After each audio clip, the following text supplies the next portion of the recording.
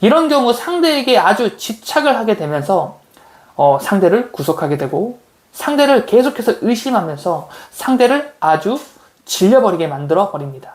근데 우리는 대부분 그런 상대를 보고 나를 버리고 떠나갔다라며 오히려 그 상대를 비난하기 바쁘죠.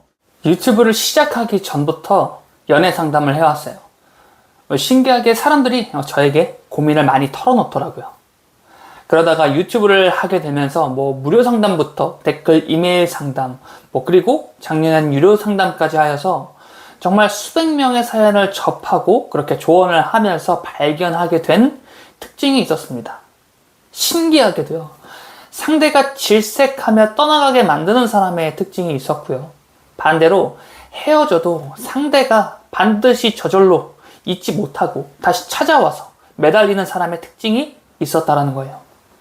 더 신기한 건 한 번 상대가 질색하며 떠나간 경험을 한 사람은 매번 똑같더라는 거예요. 반대로 전 애인이 계속해서 찾아와 무릎을 꿇고 매달리는 사람 역시 매번 똑같다라는 거예요. 왜 자기계발서에서 흔히 말하잖아요. 끌어당김의 법칙, 5차원 이론 등 결국 모든 문제는 나에게 있다라는 이 말. 이게 연애에서도 똑같다라는 거예요. 왜 한 번 상대가 질색하고 떠나간 경험이 있으면 왜 다음 연애에서도 똑같은 문제가 발생이 될까요?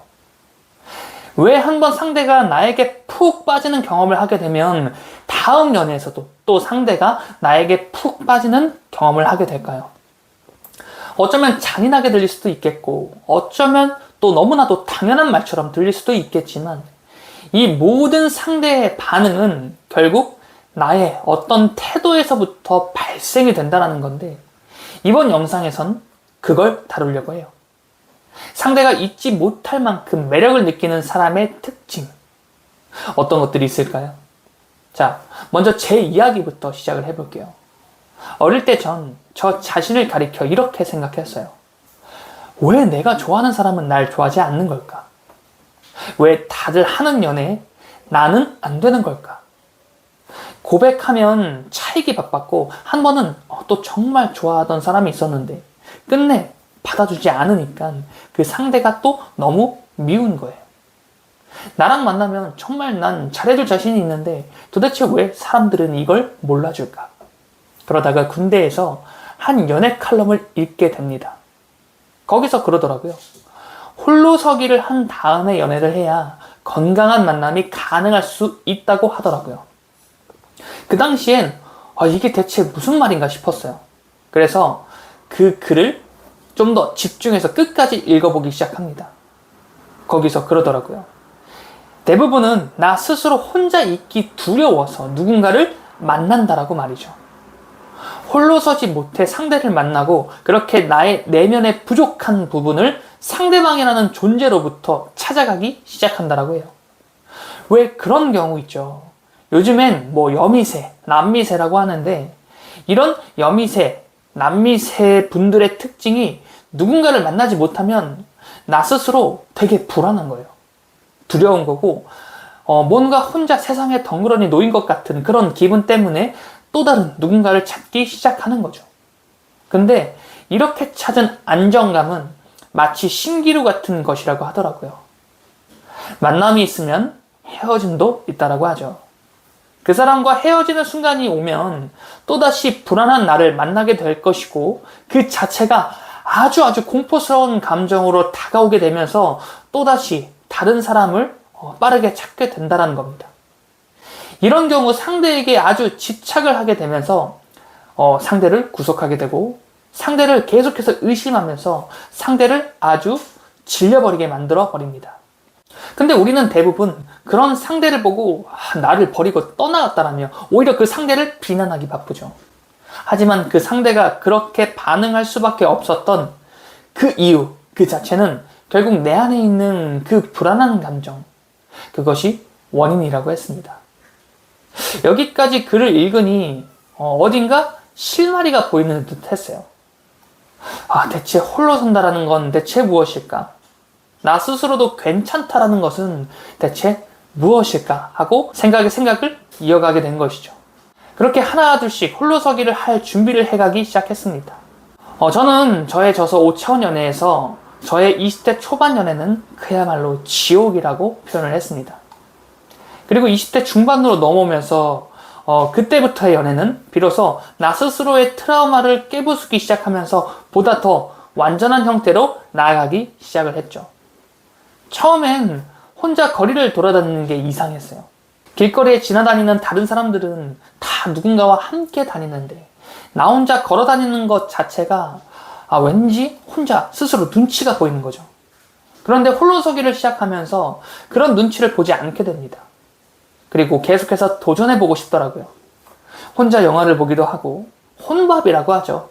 처음으로 혼밥을 하면서 맥주 한잔 하는데 또 나름 좋더라고요. 그리고 혼자 카페에 가서 책을 읽기 시작합니다. 여유 있고 또 생각을 정리하기도 하면서 생각이 더 확장되기도 하는 등의 이런 경험을 하게 돼요. 점점 혼자인 상태의 내가 좋아지더라고요. 여기까지 오니 더 이상 누군가 내 옆에 꼭 있어야만 한다는 생각은 점점 사라지기 시작했습니다. 그런데 더 신기한 건 그때부터 또 사람들이 내 주변에 더 달라붙기 시작하더라고요. 홀로 서려고 하니 오히려 인간관계의 폭이 더 넓어지고 이성의 관심을 더 많이 받게 되는 거예요. 이게 무슨 상황인가 싶었지만 그 역시 별로 개의치 않기로 합니다. 좋은 사람을 만나고 싶으면 네가 먼저 좋은 사람이 되어야 한다. 어딘가에서 읽은 문구였는데 홀로서기를 하고 난 이후부터 점점 이 좋은 사람이라는 개념에 대해 더 깊이 생각해 보게 됩니다. 좋은 사람이란 대체 어떤 사람을 가리키는 것일까? 그리고 예전에 군대에서 읽었던 홀로서기 연애에 대한 칼럼, 그 글이 또 생각이 났어요. 가장 매력적인 사람은 이런 사람인 것 같아요. 혼자서도 안정적으로 잘 지내는 사람 말이죠. 사람은 원초적인 두 가지의 감정을 가지고 생각하고 판단한다라고 합니다. 두려움과 욕망이라는 감정을 가지고 말이죠. 그런데 대부분의 사람들은 이 두 가지의 감정에 휘둘리며 삶의 여러 가지의 선택을 하게 된다라고 해요. 로버트 기요사키의 부자 아빠, 가난한 아빠에서 보면 이에 대해 더 자세히 나와 있는데요. 이 책에서 부자 아빠의 가르침은 어쩌면 이 두려움과 욕망이라는 두 가지의 감정을 초월해서 이 감정을 컨트롤할 수 있을 때 비로소 내가 원하는 것을 가질 수 있다라고 말하는 것 같아요. 상대를 질색하게 만드는 사람은 이 두려움과 욕망의 감정에 더 크게 반응하여 상대를 구속하고 압박합니다. 반대로 상대가 잊지 못할 만큼 매력을 느끼게 만드는 사람은 이 두려움과 욕망의 감정을 초월해서 이 감정을 스스로 컨트롤하고 또 나 이외의 제3자의 감정도 보듬어 줄 수 있는 사람인 것 같아요. 대부분의 사람들은 이 두려움의 감정에 휘둘리기에 이렇게 두려움의 감정을 초월한 어떠한 상대를 바라보게 되면 그 상대를 바라보면서 매력을 느끼게 되는 것 같아요. 한번 여러분도 생각해 보세요. 현실을 살아가면서도 내가 하고 싶은 일을 해나가며 자신의 중심을 잃지 않는 사람을 볼 때 우리는 존경의 박수를 보내게 됩니다. 마찬가지인 것 같아요. 나의 중심을 제대로 세워 나 스스로 홀로서기가 가능할 때 제3자가 더 매력을 느낄 만한 사람이 되는 것 같아요. 저는 그런 사람들을 보면 뒤에서 후광이 비치는 것 같은 또 그런 환상을 보기도 합니다. 자, 이 영상을 보시는 여러분도 홀로서기 하시어서 더 매력 있는 사람이 되셨으면 좋겠어요. 지금까지 5차원 연애의 레온이었습니다. 영상 시청해주셔서 감사합니다.